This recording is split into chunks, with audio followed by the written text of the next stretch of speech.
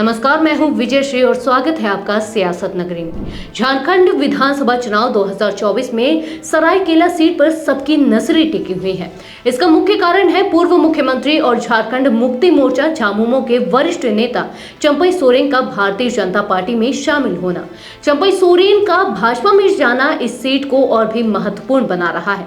अब झामुमो के सामने चुनौती यह है कि चंपई सोरेन के प्रभाव को चुनौती देने के लिए एक मजबूत उम्मीदवार खड़ा किया जाए। ऐसे में एक सवाल उठता है, क्या झामुमो चंपई सोरेन के कद का कोई नेता खड़ा कर पाएगी? चंपई सोरेन का सरायकेला विधानसभा क्षेत्र में लंबे समय से वर्चस्व रहा है। वे यहां से 6 बार विधायक रह चुके हैं और पिछले विधानसभा चुनाव में भी झामुमो की टिकट पर जीत दर्ज की थी। ऐसे में भाजपा को उनसे कितना फायदा मिलेगा या फिर भाजपा के अंदरूनी असंतोष का असर चुनाव परिणाम पर पड़ेगा? झामुमो के लिए सबसे बड़ी चुनौती चंपई सोरेन के मुकाबले का उम्मीदवार खड़ा करना है। पार्टी में कई दावेदार हैं, जिनमें बास्को बेसरा सबसे आगे हैं। बास्को बेसरा ने हाल ही में मुख्यमंत्री हेमंत सोरेन से मुलाकात की थी, जिससे उनके नाम पर चर्चा और तेज हो गई है। सवाल यह है कि क्या बास्को बेसरा या झामुमो के अन्य दावेदार जैसे आदित्यपुर के भागलू सोरेन और कांड्रा के कृष्णा बास्के चंपई सोरेन का प्रभावी तरीके से मुकाबला कर पाएंगे?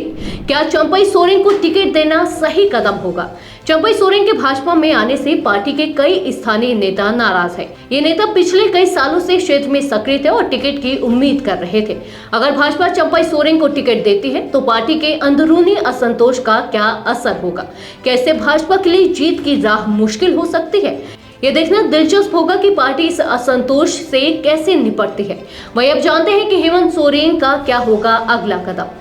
राजनीतिक गलियारों में चर्चा है कि मुख्यमंत्री हेमंत सोरेन खुद सरायकेला सीट से चुनाव लड़ सकते हैं।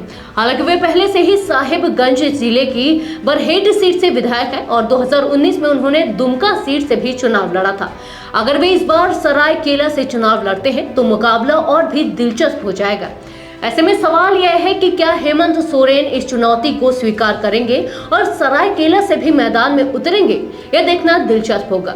चंपई सोरेन के भाजपा में जाने के बाद सरायकेला विधानसभा क्षेत्र का चुनावी समीकरण पूरी तरह बदल गया है। भाजपा और झामुमो दोनों के लिए यह सीट अब प्रतिष्ठा का सवाल बन चुकी है।